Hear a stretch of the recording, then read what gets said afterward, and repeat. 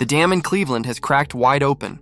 Everything the Browns' front office, their loyal media defenders, and the local insiders spent months carefully constructing has come crashing down in one spectacular, humiliating implosion. The narrative, the illusion, the Dillon Gabriel project they've been selling since training camp, it's dead. And it wasn't some insider leak or cryptic social media post that exposed it. It was a hot mic. One careless moment that captured the truth behind the curtain, unfiltered and raw. What started as another disappointing press conference spiraled into a full-scale meltdown that's now consuming the entire Browns. Organization from the locker room to the local press box. After another miserable offensive showing, the so-called supercomputer quarterback Dillon Gabriel stepped up to the podium to give his usual corporate answers, rehearsed, emotionless, empty. He said the right things, dodged accountability, and walked off. But the cameras didn't stop rolling. And that's when the moment that changed everything was caught. A local reporter, identified by dozens online as Chris Easterling of the Akron Beacon Journal, turned to his colleagues and, unaware his mic was still hot, began mocking the very player he was supposed to cover professionally. Not for his stats, not for his decision-making, but for something petty, his height. "I'm taller than him," he was caught saying, sneering, repeating it like a bad joke. The laughter that followed was the sound of a mask slipping. It wasn't criticism, it was cruelty. It wasn't journalism, it was humiliation. And that one sentence, caught on tape, destroyed the months-long illusion that the Cleveland media had been neutral, honest, or fair. Because the truth is, this wasn't just about one offhand comment. It was a glimpse into the ugly reality of what's been going on behind the scenes, a coordinated media machine built to protect the wrong people and destroy the right ones. The leaked hot mic was the appetizer, but what followed next was the full course. And it was brutal. The moment that clip went viral, the floodgates opened. 92.3, the fan's Daryl Reuter, a man who had been biting his tongue for months, finally snapped. He took to the airwaves and unleashed what can only be described as a public execution. His frustration poured out like gasoline on a fire, and every word scorched the narrative to ashes. "I'm so frustrated that Andrew Berry did this," he roared, his voice trembling with anger. "This guy isn't it. He's not an NFL quarterback. He's unwatchable." Unwatchable. That word echoed through the city. It wasn't a critique anymore. It was a confession. Reuter admitted what every fan had been screaming since week one, that Dillon Gabriel, the Browns' supposed future, was never ready, never capable, and never the right choice. He called out the front office, the scouting department, and the coaching staff for forcing this delusion down the throats of fans who could see the disaster coming from a mile away. It was more than just an evaluation of bad football. It was a reckoning, and the numbers back it all up. The Browns sit at a miserable 2-6, their offense among the worst in the league. Gabriel, the supercomputer quarterback who processes information at light speed, can't even process a third down read. His yards per attempt? 5.1. 38th in the league, worse than career backups and emergency starters. Every dropback feels like deja vu, hesitation, checkdowns, and missed throws. He looks terrified, lost, and overwhelmed. And yet he's still the starter. Why? Because the people in charge refuse to admit they were wrong, and that's where the story takes a darker turn. Because this isn't just about bad football decisions. It's about a conspiracy, a deliberate, coordinated effort to protect the organization's image by burying another player alive, Shedeur Sanders.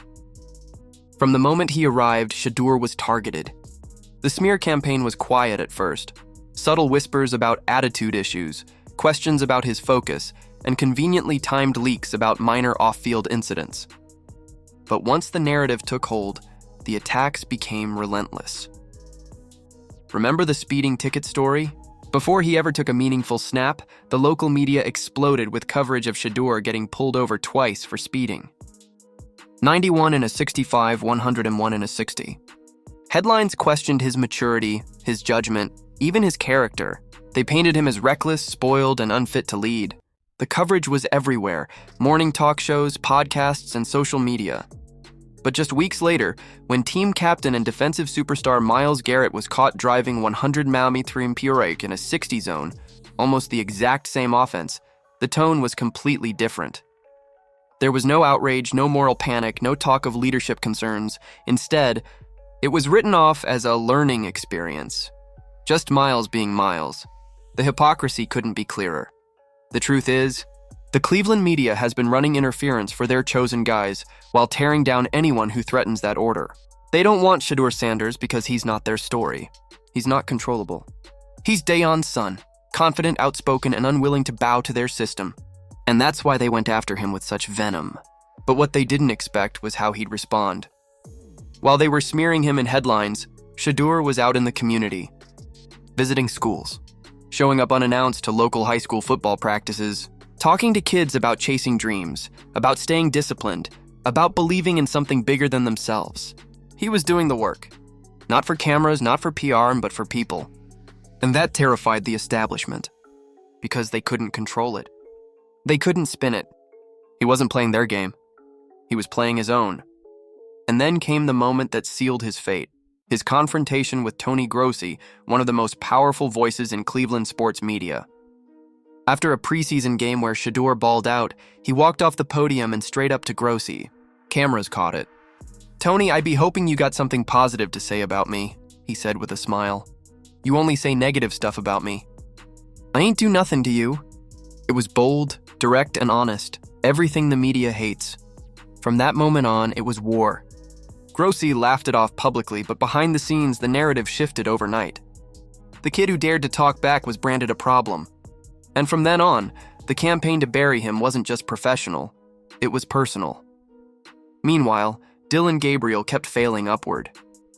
Every bad throw, every blown read, every stalled drive was excused away. The coaching staff protected him like he was made of gold, while the front office doubled down on the delusion. And through it all, the locker room began to crumble.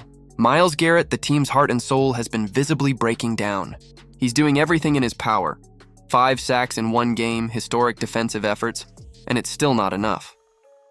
After another humiliating loss, cameras caught him on the sideline, seething in frustration, his helmet ripped off, rage boiling over. But instead of calling him out for it, the same media that crucified Shedeur praised Garrett as a passionate leader. They spun his meltdown into motivation. The double standard couldn't be louder. Now, as the Browns limp into their bye week, the crisis has reached its peak. The leaked footage is everywhere. The local radio tirades have gone viral. The fans are done. The locker room is fractured. And yet, Kevin Stefanski stands at the podium, cool as ever, pretending none of it matters. He refuses to bench Gabriel, refuses to give Shedeur even a single first-team rep. Instead, he floats the idea of maybe giving up play calling, as if that's the problem. The arrogance is staggering. The delusion is breathtaking. The ship is sinking, and instead of fixing the holes, they're rearranging deck chairs and swapping violins. This is not just bad management. It's sabotage. Deliberate, calculated sabotage of a young quarterback's development, of a fan base's trust, and of a team's potential. The Browns aren't protecting their future. They're protecting their egos. The Dillon Gabriel experiment has failed, and everyone knows it.